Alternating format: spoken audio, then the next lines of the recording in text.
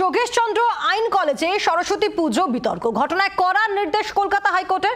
আদালতের নির্দেশে পুলিশি প্রহরায় ব্যবস্থা করা হয়েছে। যোগেশচন্দ্র আইন কলেজে যান শিক্ষামন্ত্রী ব্রাত্য বসু এবং তাকে ঘিরেও বিক্ষোভ দেখান ছাত্রদের একাংশ। যদিও ছাত্রদের সঙ্গে কথা বলেন শিক্ষামন্ত্রী, তুঙ্গে রাজনৈতিক তরজা।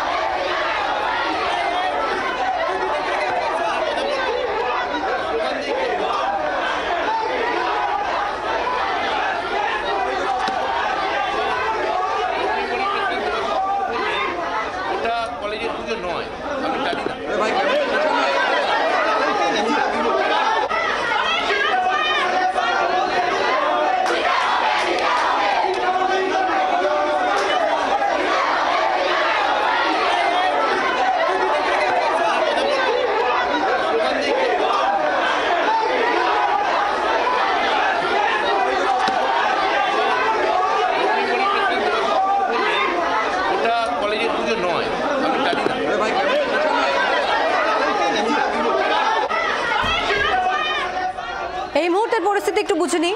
আমাদের সঙ্গে সরাসরি রয়েছেন আমাদের প্রতিনিধি বিক্রম দাস রয়েছে আমাদের সঙ্গে। বিক্রম, হাইকোর্টের নির্দেশে সকাল থেকেই আমরা দেখছি যে কড়া পুলিশি নিরাপত্তা রয়েছে, প্রহরা রয়েছে এবং তারই মধ্যে শিক্ষামন্ত্রী তিনি যান এবং তারপরেই দেখলাম যে শিক্ষামন্ত্রীকে ঘিরে বিক্ষোভ ছাত্রদের একাংশের।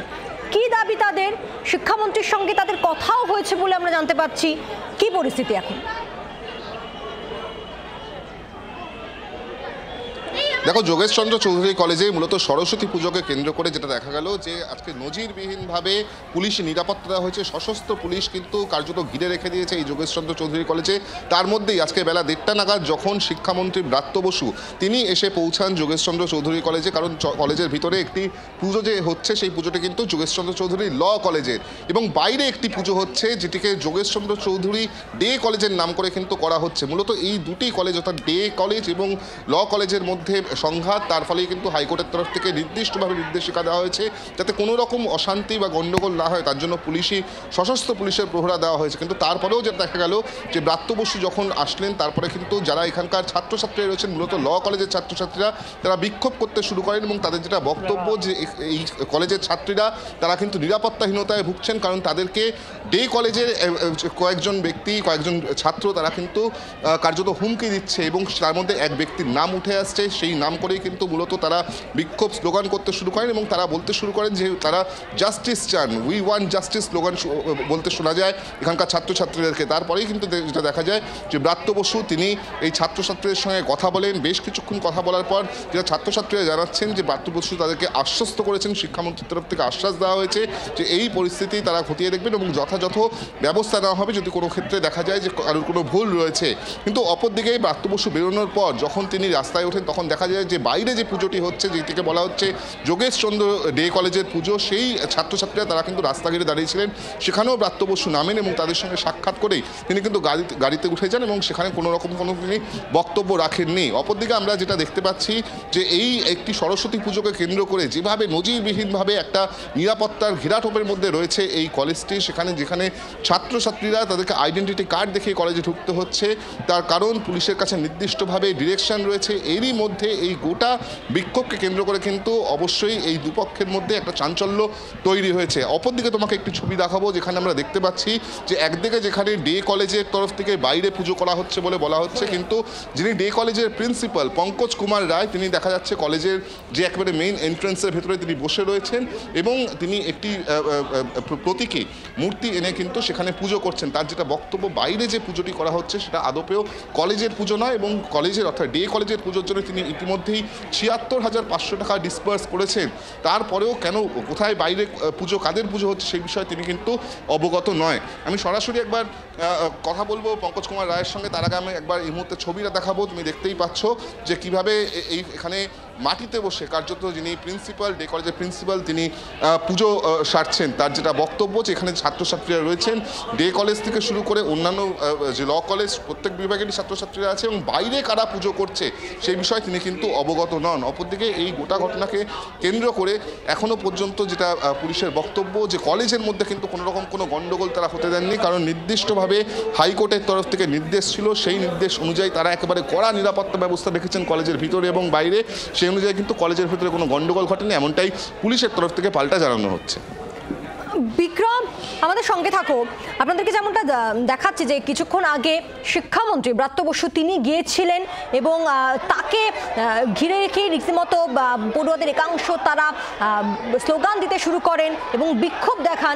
এবার একটা সময় শিক্ষামন্ত্রী তিনি তাদের সঙ্গে কথাও বলেন এবং এই পুরো ছবি যে দেখা যাচ্ছে আজ বিদ্যাদেবীর আরাধনা এবং সেখানেই যোগেশচন্দ্র আইন কলেজে একেবারে সরস্বতী পুজোকে কেন্দ্র করে বিতর্ক।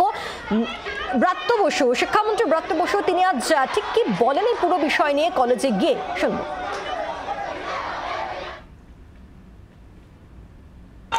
আমায় governing body president Debashis Kumar বললেন ওটা কলেজের পুজো নয়, আমি জানি না।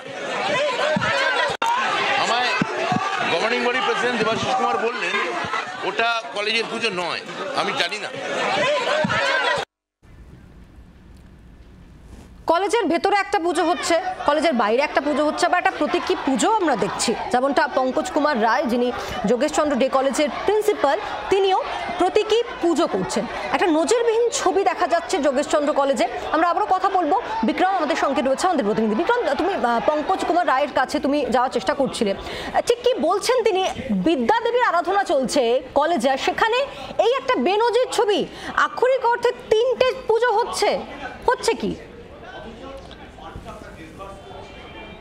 অবশ্যই পঙ্কজ কুমার রায়ের যেটা বক্তব্য যে বাইরে যে পুজোটি হচ্ছে সেটা কাদের পুজো সেই বিষয়ে কিন্তু তিনি অবগত নন। অপরদিকে আমরা দেখলাম যে কিছুক্ষণ আগে ব্রাত্য বসু তিনিও এসেছিলেন, তিনিও কিন্তু যেটা জানালেন যে বাইরে কাদের পুজো হচ্ছে সেটা তিনি জানেন না। কলেজের যে পুজো সেই কলেজের পুজোতে তিনি এসেছিলেন এবং সেই অনুযায়ী তিনি ছাত্রছাত্রীদের সঙ্গে কথা বলেন। আমি সরাসরি ডক্টর পঙ্কজ কুমার রায়ের কাছে আসবো। পঙ্কজবাবু, দেখা যাচ্ছে আপনি মাটিতে বসে কলেজের মধ্যে একটা প্রতীকী ছোট মূর্তি নিয়ে আপনি পুজো করছেন, ঠিক কেন, কি পরিস্থিতি তৈরি হলো? এবং বাইরেও তো একটা পুজো হচ্ছে যেখানে লেখা আছে যোগেশ যে গাড়ি বারান্দা নিচে করতে, গভর্নিং বডি বলেছে আপনাকে দায়িত্ব নিয়ে করতে হবে, যখন এরকম অর্ডার এসছে আপনি ছিলেন ওখানে, কিন্তু যিনি টাকা তুলেছেন সেই টাকা আমাকে কিন্তু ফেরত দেওয়া হয়নি, আমি সে টাকা ফেরত পাইনি।